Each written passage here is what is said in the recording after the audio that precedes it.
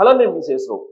Kingdom Vijay Devarakonda నటించినటువంటి cinema overseas review వచ్చేసింది. అయితే ఇంకొక వైపు ఈడీ కూడా వెంటాడుతోంది విజయ్ దేవరకొండని.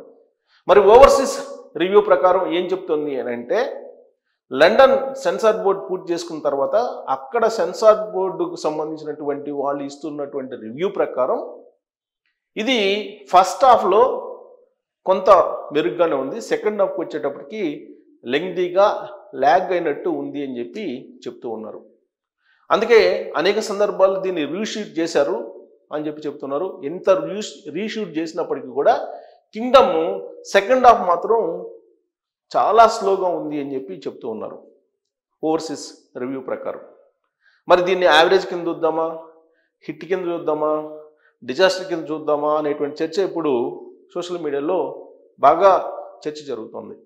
ఎందుకు యావరేజ్గా చూడాలని అంటే, విజయ్ దేవరకొండ నటించినటువంటి గత సినిమాలు ఏవైతే ఉన్నాయో ఈ మధ్యకాలంలో ఫెయిల్ అయినటువంటి సినిమాలు, కామ్రేడ్, డియర్ కామ్రేడ్ కానీ, లేదంటే ఇంకా ఆయన తీసినటువంటి సినిమాలు అటర్ ఫ్లాప్ సినిమాలు వరుసగా 4-5 ఉన్నాయి ఈ మధ్యకాలంలో. ఈ సినిమాలతో పోల్చుకుంటే ఇది బెటర్ అనేటువంటి ఓవర్సీస్ రివ్యూ వస్తూ ఉంది. ఆయన ఫ్యామిలీ స్టార్ అనేటువంటి ఒక సినిమా తీశారు. లైగర్ సినిమా ఈ మధ్యకాలంలో అది సినిమాకి సంబంధించి పాన్ ఇండియా సినిమా అని అన్నారు ఆ లైగర్ సినిమా. సో ఇప్పుడు కింగ్డమ్ ఏ విధంగా అయితే హైప్ క్రియేట్ చేసిందో అదే తరహాలో లైగర్ కూడా క్రియేట్ చేసింది. వరుసగా ఆయన సినిమాలు ఒక 5 సినిమాలు వరుసగా ఫ్లాప్ అయ్యాయి. హిట్ కోసం వెయిట్ చేస్తూ ఉన్నారు. ఆ సినిమాలతో పోలిస్తే ఇది యావరేజ్ కింద ఓవర్సీస్ రివ్యూ ఇస్తూ ఉంది. మరి ఇది డిజాస్టరా లేదంటే హిట్టా అనేది మాత్రం ఓవర్సీస్ రివ్యూలో చెప్పట్లేదు. బట్ గత సినిమాల డిజాస్టర్లతో పోల్చుకుంటే ఇది బెటర్ అనేటువంటి రివ్యూని మాత్రం ఇస్తూ ఉన్నారు. అట్ ద సేమ్ టైం ఇది లండన్ సెన్సార్ సందర్భంగా చూసినటువంటి వాళ్ళు ఇచ్చిన రివ్యూ మాత్రమే. అసలు సినిమా రిలీజ్ కాబోతుంది 31వ తారీఖున. అది తమిళ్, హిందీ ప్రాంతీయ భాషలన్నింటిలో కూడా ఇది గ్రాండ్ రిలీజ్ కాబోతోంది అని చెప్తూ ఉన్నారు. అయితే at the same time ED కూడా వెంటాడుతుంది విజయ్ దేవరకొండని. లైగర్ సినిమా సందర్భంగా ఏ విధంగా అయితే ఈడీ వెంటాడిందో అదే తరహాలో ఇప్పుడు ఆయన్ని ఈడీ వెంటాడుతుంది. 6వ తారీఖున ఆగస్ట్ ఆయన హాజరు కావాల్సి ఉంది. 8వ తారీఖున రాణా, 13వ తారీఖున మంచు లక్ష్మి. ఇవాళ ప్రకాష్ రాజ్ హాజరయ్యాడు ఈడీ ఎదుట. ఏ కేసులో ఈడీ ఎదుట హాజరయ్యారు వీళ్ళంటే, బెట్టింగ్ యాప్స్ని ప్రమోట్ చేసేటువంటి దాంట్లో. ఈ బెట్టింగ్ యాప్స్ని ప్రమోట్ చేయడం కారణంగా వీళ్ళకి పెద్ద ఎత్తున అమౌంట్ వచ్చింది. మరి ఈ అమౌంట్ ఎక్కడి నుంచి వచ్చింది, ఎవరు పంపించారు? విదేశాల నుంచి ఈ అమౌంట్ వచ్చింది. మనీ లాండరింగ్ జరిగింది. ఇది మనీ లాండరింగ్ అమౌంట్ అనేది ఈడీ అనుమానిస్తుంది. అందుకే పిఎంఏఎల్ చట్టం ప్రకారం వీళ్ళని విచారించడానికి ఈడీ సిద్ధమైంది. ప్రకాష్ రాజ్ ఇవాళ హాజరయ్యారు. ప్రకాష్ రాజ్ హాజరయ్యి ఇప్పుడు ఈడీ ఎదుట మరి ఏం సమాధానం చెప్పారో, బట్ విజయ్ దేవరకొండ కూడా హాజరు కావాల్సి ఉంది. ప్రత్యేకించి ఈడీ పిఎంఏఎల్ చట్టం ప్రకారం వాళ్ళకై వాళ్లే మేము నేరం చేయలేదని నిరూపించుకోవాలి వీళ్ళు. యాక్చువల్గా బెట్టింగ్ యాప్లకు సంబంధించి యూట్యూబర్స్, సినిమా స్టార్స్, కొంతమంది ఇన్ఫ్లుయెన్సర్స్ వీళ్ళు ప్రమోట్ చేశారు. దీన్ని నా అన్వేషణ అతను విదేశాల నుంచి ఒక వీడియో చేసి క్లూ ఇచ్చారు. ఈ బెట్టింగ్ యాప్స్ ద్వారా ఉగ్రవాదులకు సంబంధించినటువంటి అమౌంట్ కూడా దాంట్లో ఇన్వాల్వ్ అయి ఉంది.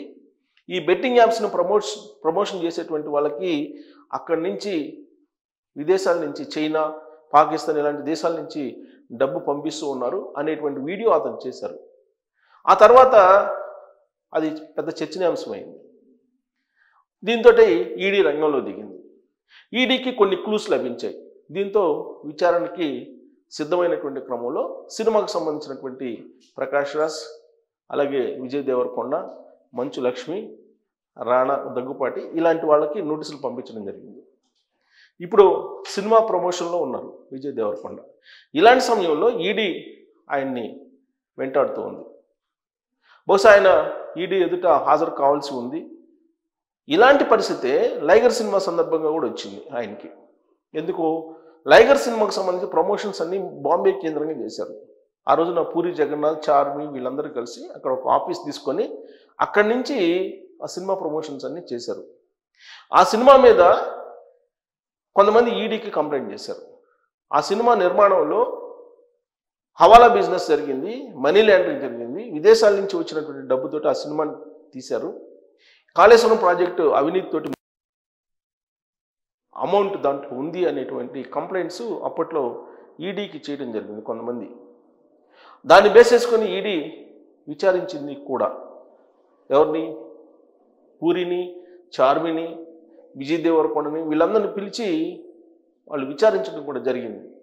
అయితే ఆ తర్వాత మరి వీళ్ళు ఇచ్చిన సమాధానానికి వాళ్ళు సంతృప్తి చెందారా, లేదంటే ఇచ్చినటువంటి కంప్లైంట్ తప్పని భావించిందా ఈడీ, లేదా ఆ కేసు ఇప్పటికి కూడా పెండింగ్ అయితే ఉంది, విచారణ దశలోనే ఉంది అది లైగర్ సినిమాకి సంబంధించి.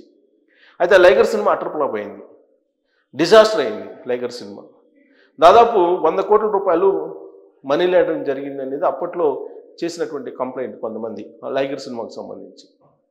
ఆ డిజాస్టర్ అయినటువంటి సినిమా మీద ఇంక విచారణ ఎందుకు అనుకున్నారో ఈడీ మాత్రం ఆ విచారణని అంతటితో ఆపేసింది. మళ్ళీ ఇప్పుడు కింగ్డమ్ సినిమా రిలీజ్ సందర్భంగా ఇప్పుడు బెట్టింగ్ యాప్ల ప్రమోషన్కి సంబంధించినటువంటి వ్యవహారం బయటకు వచ్చింది. మరి ఎందుకు విజయ్ దేవరకొండనే ఇలాంటి వాటిల్లో ఉన్నారు, ఇలాంటి ఈడీ కంప్లైంట్స్ తరచూ ఆయన మీద వస్తున్నాయి అని అంటే, పింక్ బ్యాచ్ తోటి ఆయనకి లింక్స్ ఉన్నాయి. ఆ పింక్ బ్యాచ్ తాలూకు రాజకీయపరమైనటువంటి రంగు ఆయన మీద పడుతుంది. ఆ కారణంగానే ఆయన మీద ప్రత్యర్థి పార్టీలకు సంబంధించినటువంటి వాళ్ళు కంప్లైంట్ చేస్తున్నారు అనేది ఇప్పుడు వినిపిస్తుంది. సో ఇలాంటి పరిస్థితుల్లో కింగ్డమ్ రిలీజ్కి అందరూ వెయిట్ చేస్తున్నటువంటి సమయంలో టాలీవుడ్లో కానీ లేదంటే బాలీవుడ్లో కానీ ఈ కింగ్డమ్ గురించి చర్చించుకుంటున్నటువంటి సమయంలో ఈడీ ఎంటర్ అయ్యింది, విజయ్ దేవరకొండకు నోటీసులు ఇచ్చింది అనేది ఒక వర్షన్ వినిపిస్తుంది.